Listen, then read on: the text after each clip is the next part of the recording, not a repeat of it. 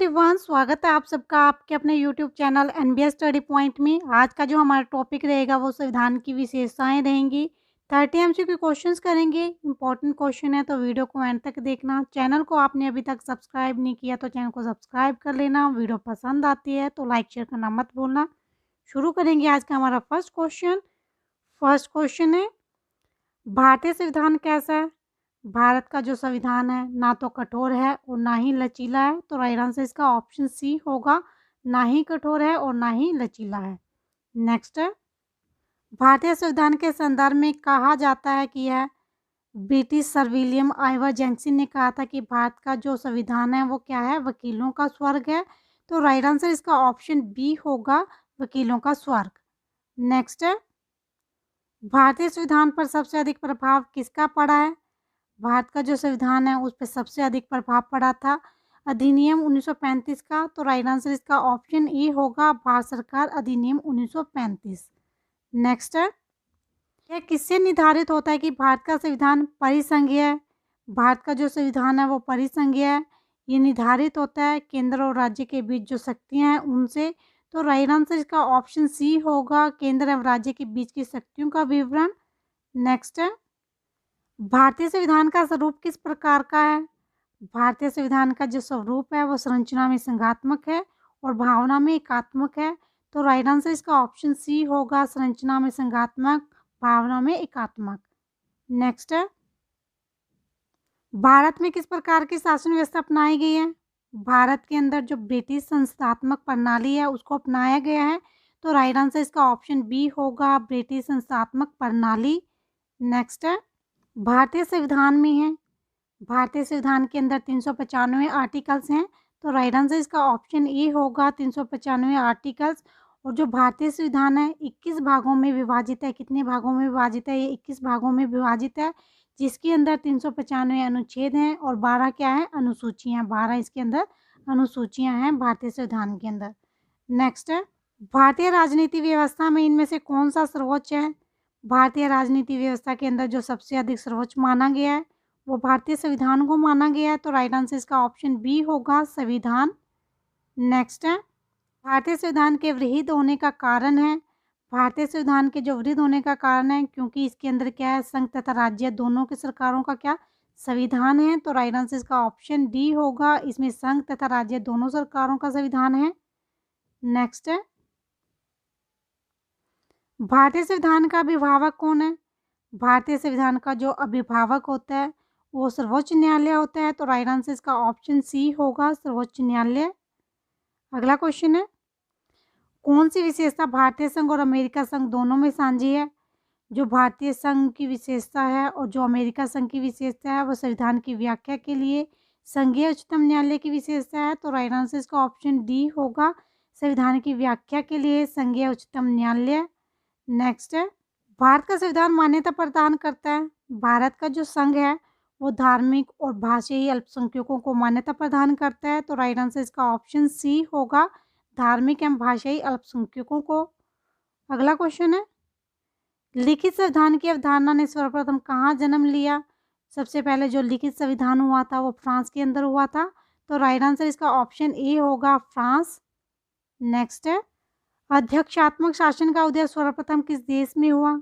अध्यक्षात्मक शासन का उदय सबसे पहले संयुक्त राज्य अमेरिका में हुआ था। तो राइट आंसर इसका ऑप्शन डी होगा, संयुक्त राज्य अमेरिका।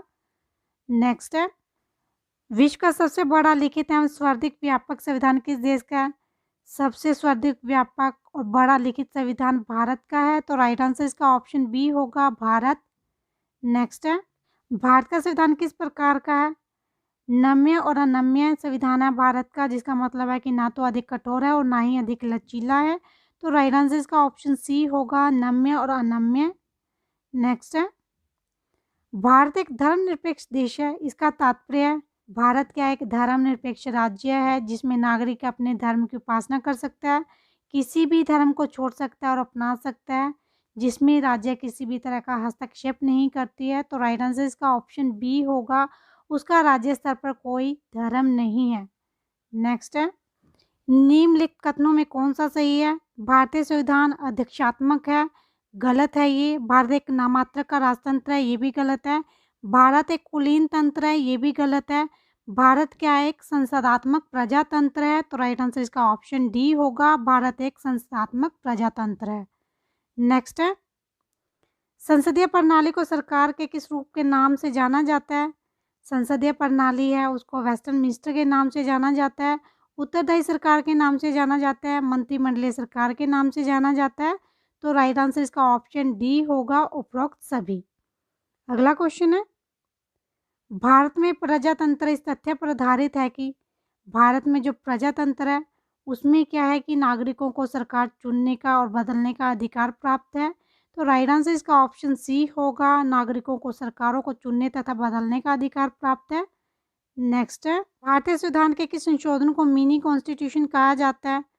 भारत का जो 42वां संशोधन है उसको कहा गया है मिनी कॉन्स्टिट्यूशन। तो राइट आंसर इसका ऑप्शन ए होगा, 42वां। अगला क्वेश्चन है, भारत के संविधान में संघीय शब्द की जगह किन शब्दों को स्थान दिया गया है?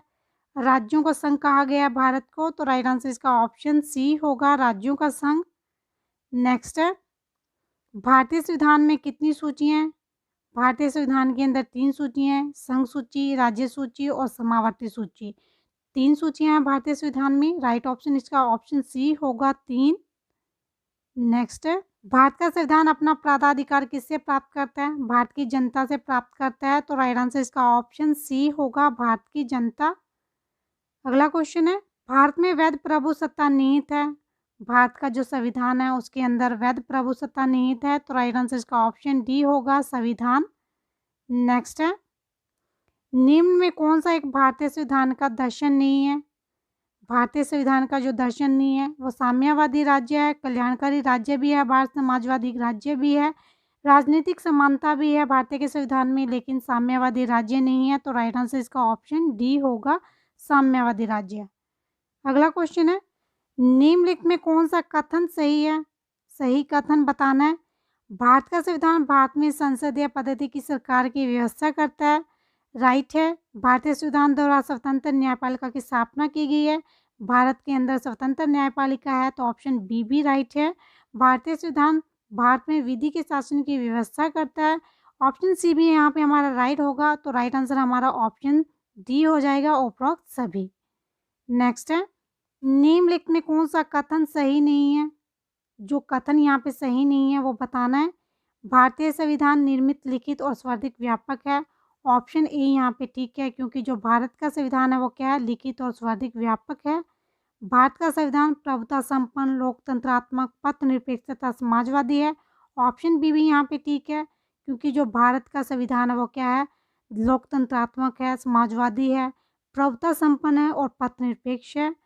भारतीय संविधान में मूल अधिकारों को समाविष्ट किया गया है। ऑप्शन सी भी यहाँ पे ठीक है, क्योंकि जो हमारा भारतीय संविधान है वो विभिन्न देशों के संविधानों का समाविष्ट है।